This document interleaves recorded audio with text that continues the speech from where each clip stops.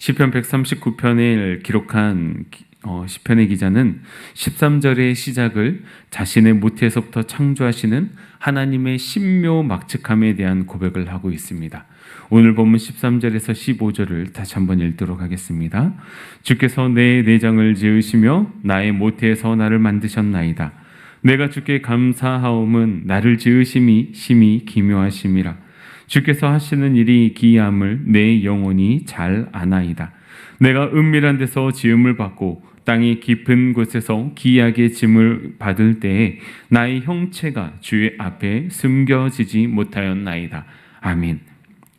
13절에 나타난 내용은 문자적으로 내장을 말하지만 이 단어가 상징하는 것은 마음, 곧 지각, 감정, 의지, 이러한 내면적인 부분을 이야기하는 것입니다. 이것은 하나님께서 어머니 뱃속에서부터 육체에 보이지 않는 부분까지도 조직하셨지만 내면에 보이지 않는 감각과 깊은 마음까지도 하나님께서 지으셨다라는 표현을 하고 있는 것입니다. 이뿐만 아니라 시편 기자는 자기를 지으심이 심히 기묘하다라고 고백을 하면서 주께서 하시는 일이 기이함을 그리고 자신의 영혼이 이것을 잘 안다고 했습니다. 이것이 뜻하는 바는 하나님께서 자신을 지으신 것을 보니 다른 피조물들과 비교할 때도 측량할 수 없게 자신을 탁월하게 지으신 것에 대해 놀라워하는 것입니다. 그래서 14절의 서두에서는 이렇게 시작을 하고 있죠. 주께 감사하옴은 하나님의 경이로움 그리고 하나님의 기묘하심, 하나님의 신묘막측함에 대해서 인정을 하고 있는 표현인 것이죠. 그러면서 시편 기자는 자신이 은밀한 데서 지음을 받고 땅이 깊은 곳에서 기이함을 지음을 받은 때에 자기 형체가 주의 앞에 숨겨지지 못했다라고 15절에서 기록을 하고 있습니다. 여기서 은밀한 곳과 땅 깊은 곳은 사람의 눈으로는 볼 수 없는 관측이 불가능한 곳으로 자신을 지으시고 만드신 어머니의 그 뱃속에 대한 표현이라고 볼 수 있습니다. 그래서 여기에서 기이하게라는 단어는 보통 술을 놓을 때 쓰이는 표현으로 어머니 뱃속에서부터 혈관과 신경 등을 조직할 때 표현하는 것이라고 할 수 있겠습니다. 그리고 형체라는 단어에는 힘을 뜻하는 말로서 뼈, 힘줄 등을 조직한 것에 대해서 표현을 하고 있는 것입니다. 이렇게 자기 자신을 만드시고 창조하시는 하나님의 그 하나하나의 놀라운 신묘막측함에 대해서 표현을 하고 있는 것이죠. 결국 이러한 것들이 하나님께 숨겨지지 못했다라는 것은 하나님이 전부 나에 대한 모든 것을 알고 계신다라면서 나의 창조주가 바로 하나님이시라는 것을 고백하고 있는 것입니다.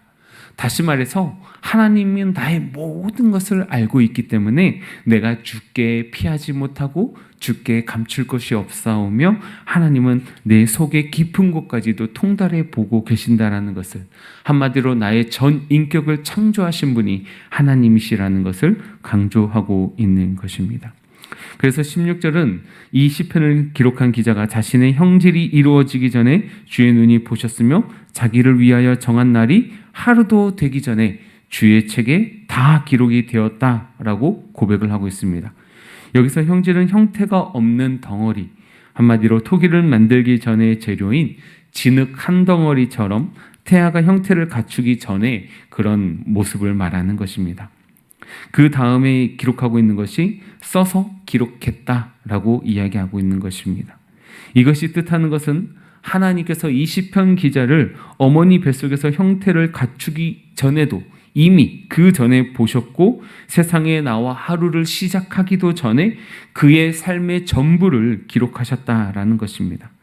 이는 사람의 지각으로 인지하기 전부터, 눈으로 식별할 수 없을 때부터 하나님께서는 이미 우리에 대한 또는 시편 기자에 대한 모든 목적과 선한 계획을 가지고 계셨고 그것을 이루고 완성하셨다라고 이야기하는 것이죠.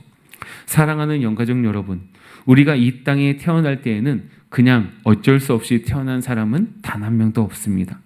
우리가 이 땅에서 태어나고 자라는 그 모든 과정 가운데에는 비록 우리가 인지하지 못하고 깨닫지 못하고 보지 못하지만 하나님의 크신 계획 가운데 있다라는 것입니다. 그리고 그 계획을 이루어 가시는 분이 바로 우리를 만드시고 창조하시는 하나님이라는 것이죠. 그렇기 때문에 우리는 우리에게 주어진 한 번의 인생 아무렇게나 살 수 없는 것입니다. 그래서 사도 바울은 너희가 먹든지 마시든지 무엇을 하든지 하나님의 영광을 위하여 하라 라고 고린도전서에서 이야기를 하고 있는 것입니다. 우리의 삶은 하나님을 기쁘시게 하는 삶, 하나님께 영광 올려드리는 삶이 되어야 하는 것입니다. 그렇기 때문에 오늘 하루의 삶의 여정 가운데서도 하나님을 기쁘시게 하는 삶이 되시길 소망합니다.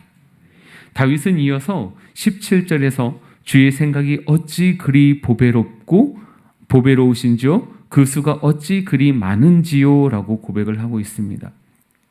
여기서 생각은 하나님의 계획을 이야기하는 것이고 수는 하나님께서 우리를 향한 계획의 숫자를 이야기합니다.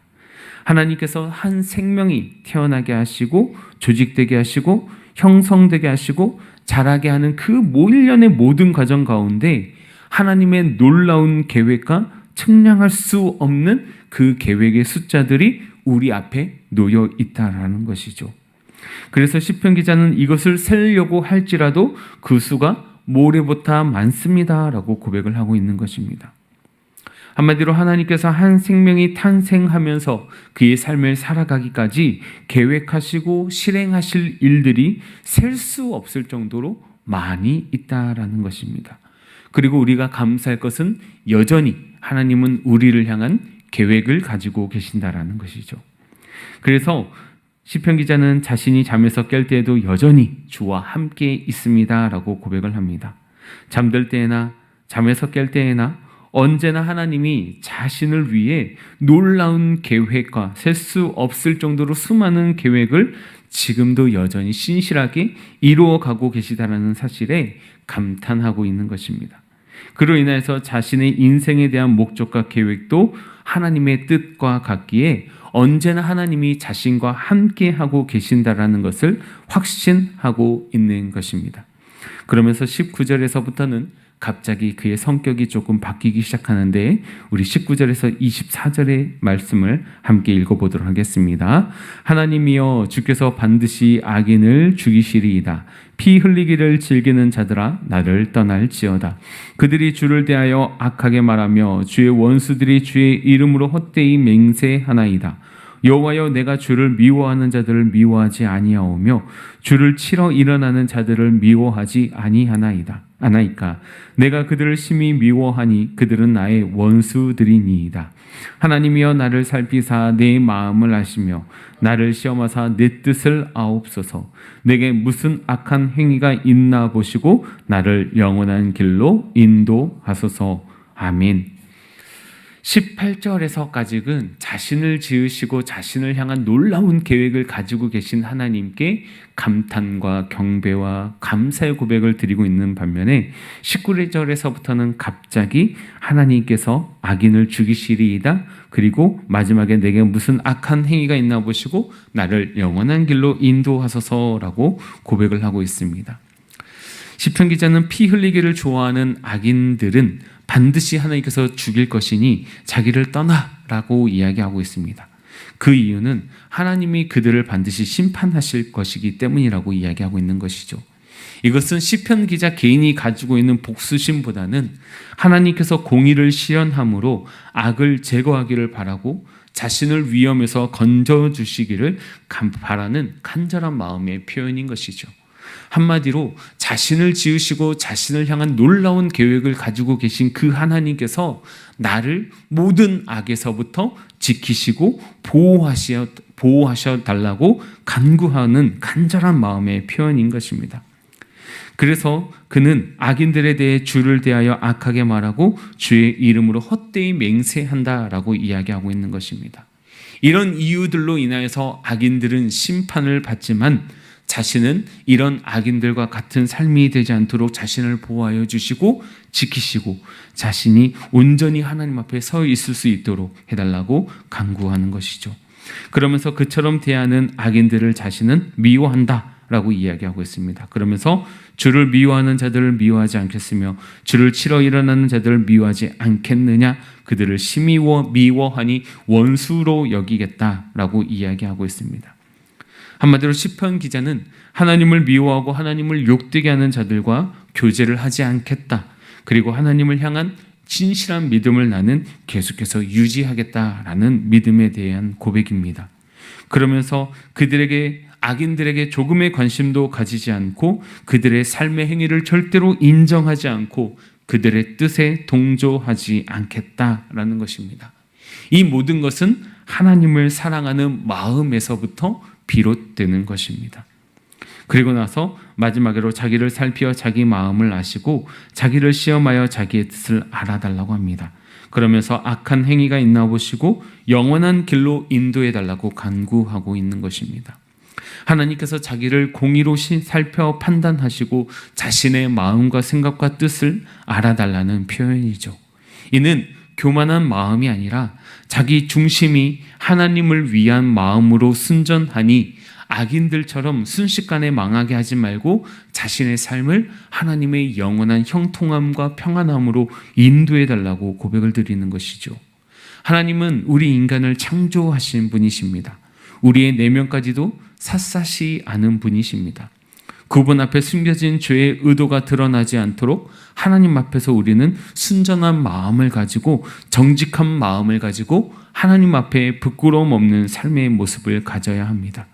그러므로 사랑하는 영가족들 모두 나를 신묘막측한 방법으로 창조하시고 온전하시고 완전한 하나님의 목적과 계획을 가지고 우리의 삶을 인도하시는 하나님의 은혜와 축복이 넘쳐나는 삶이 되시기를 바라고, 악은 어떠한 모양이든지 버리고 그들과 함께 하지 않으며 신실하게 하나님을 따르며 쫓아가는 삶이 되시길 소망합니다. 이 시간 우리가 읽고 들은 말씀을 위해서 기도하겠습니다. 살아계시며 우리와 함께 하시는 아버지 하나님, 감사드립니다. 오늘 말씀을 통하여서 하나님께서는 우리의 육체적인 것뿐만이 아니라 우리의 감정과 우리의 깊숙한 내면까지도 전부 알고 계시는 분이심을, 그리고 우리를 향한 놀라운 계획과 섭리가 있음을 하나님, 이 말씀을 통해서 다시 한번 볼 수 있었습니다. 하나님, 오늘 하루도 하나님께서 우리의 삶을 인도하실 때 그 하나님의 놀라운 계획 가운데, 하나님의 신묘막측한 목적 가운데 우리를 놓아주시고 우리가 그 하나님의 선하신 뜻과 계획과 목적에 부합하는 삶을 살아갈 수 있도록 우리의 삶을 인도하여 주시옵소서.